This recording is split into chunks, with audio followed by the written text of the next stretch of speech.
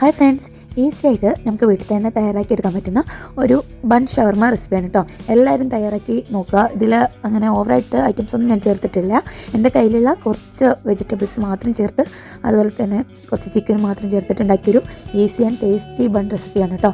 അപ്പോൾ എല്ലാവരും ഒന്ന് തയ്യാറാക്കി നോക്കുക. വീഡിയോ ഫുള്ള് കാണുക, ഒന്ന് തയ്യാറാക്കിയിട്ട് അഭിപ്രായം ഒന്ന് കമൻറ്റ് ചെയ്യുക കേട്ടോ. അതിനായിട്ട് ഞാൻ ഇവിടെ ഒരു തക്കാളി, ഒരു വലിയ സവാള, കുറച്ച് ക്യാബേജാണ് എടുത്തിട്ടുള്ളത്. എല്ലാം ഈ ഒരു പരുവത്തിൽ സ്മോളാക്കിയിട്ട് അരിഞ്ഞെടുത്തിട്ടുണ്ട് കേട്ടോ. ഇതെല്ലാം ഞാൻ പച്ചക്ക തന്നെയാണ് എടുത്തത്. നമ്മൾ ഇത് ബന്നായിട്ട് ചൂടാക്കുമ്പോൾ അതിൻ്റെ ഉള്ളിൽ നിന്ന് ചെറുതായിട്ടൊന്ന് വെന്ത് വന്നുള്ളൂ കേട്ടോ. അപ്പോൾ എല്ലാം നല്ലോണം അരിഞ്ഞ് വെച്ചിട്ടുണ്ട്. പിന്നെ ആവശ്യമുള്ളത് ചിക്കനാണ്. ചിക്കനും പൊരിച്ചെടുക്കേണ്ടതുണ്ട് കേട്ടോ.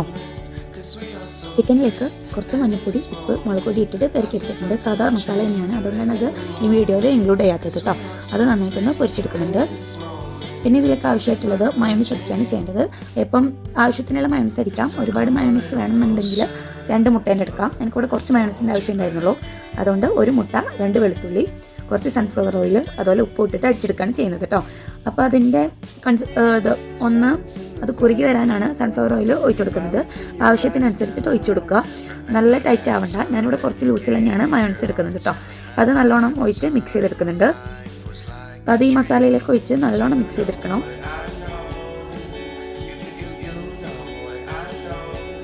നല്ലോണം മിക്സ് ചെയ്തതിന് ശേഷം ഈ പൊരിച്ച ചിക്കൻ ഒന്ന് തണിയുമ്പോൾ അതുകൂടി ഒന്ന് പൊടിച്ചെടുക്കേണ്ടതുണ്ട് കേട്ടോ. ഈ പൊടിച്ചെടുക്കുമ്പോൾ എൻ്റെ നിന്ന് കുറച്ചധികം അരിഞ്ഞു പോയിട്ടുണ്ട്. ഇത്രക്ക് ആവണമെന്നില്ല, കുറച്ചൊന്ന് പൊടിച്ചാൽ മതി കേട്ടോ. അപ്പോൾ അതുകൂടി അതിലേക്ക് ഇട്ട് മിക്സ് ചെയ്ത് കൊടുക്കുക. അപ്പോൾ ഇത്രയാണ് നമുക്കാകെ ഈ ഒരു മസാലക്ക് ഉള്ള പണിയുള്ളൂ കേട്ടോ. നല്ല ടേസ്റ്റാണ് ഈ മസാല. പന്നല്ലാണ്ട് ചപ്പാത്തിൻ്റെ ഉള്ളിലൊക്കെ നിറച്ച് കഴിക്കാനും നല്ല ടേസ്റ്റാണ് കേട്ടോ. എല്ലാവരും ഒന്ന് ട്രൈ ചെയ്ത് നോക്കണേ.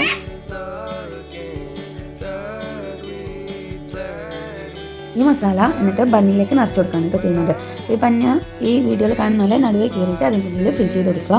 ബന്നി ചൂടാക്കിയിട്ടല്ല, നമ്മൾ ഫിൽ ചെയ്തതിന് ശേഷമാണ് ചൂടാക്കുന്നത് കേട്ടോ. അത് നല്ലോണം തന്നെ അതിൻ്റെ ഉള്ളിലേക്ക് ഫിൽ ചെയ്ത് കൊടുക്കുക. ഇത് ഒരു പാനിലേക്ക് കുറച്ച് നെയ്യ് ഇട്ടിട്ട് തിരിച്ചും മറിച്ചും ചുട്ടെടുക്കുകയാണ് കേട്ടോ ചെയ്യുന്നത്.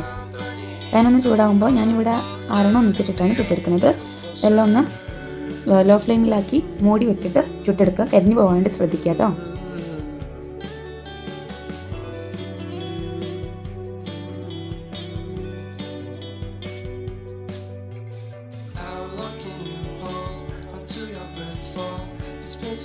അങ്ങനെ അതൊന്ന് തിരിച്ചു മറിച്ചിട്ട് ചുട്ടെടുക്കുക കേട്ടോ. അപ്പോൾ എല്ലാവരും ഒന്ന് ട്രൈ ചെയ്ത് നോക്കുക. നല്ല ടേസ്റ്റിയാണ്, അതുപോലെ തന്നെ ഉണ്ടാക്കാൻ എളുപ്പമാണ് കേട്ടോ. അപ്പോൾ എല്ലാവരും ഒരു വട്ടം ട്രൈ ചെയ്ത് നോക്കുക. വീട്ടിൽ വരുന്ന ഗസ്റ്റിനായാലും എല്ലാവർക്കും തന്നെ ഇഷ്ടപ്പെടുന്നൊരു സ്പെഷ്യൽ റെസിപ്പിയാണ്. എല്ലാവർക്കും ഇവിടെ ഉണ്ടാക്കിയ മക്കൾ വരെയും നന്നായിട്ട് കഴിക്കുന്ന ഒരു റെസിപ്പിയാണ് കേട്ടോ. അപ്പോൾ എല്ലാവരും ഒന്ന് ട്രൈ ചെയ്ത് നോക്കുക. പിന്നെ അത് വീഡിയോ ഇഷ്ടപ്പെട്ടാൽ ലൈക്ക് ചെയ്യാനും ഷെയർ ചെയ്യാനും സബ്സ്ക്രൈബ് ചെയ്യാനും മറക്കല്ലേ. അടുത്തുള്ള ബെല്ലേക്കും കൂടി അമർത്തി ഓളിൻ്റെ ബട്ടൺ അമർത്തണേ.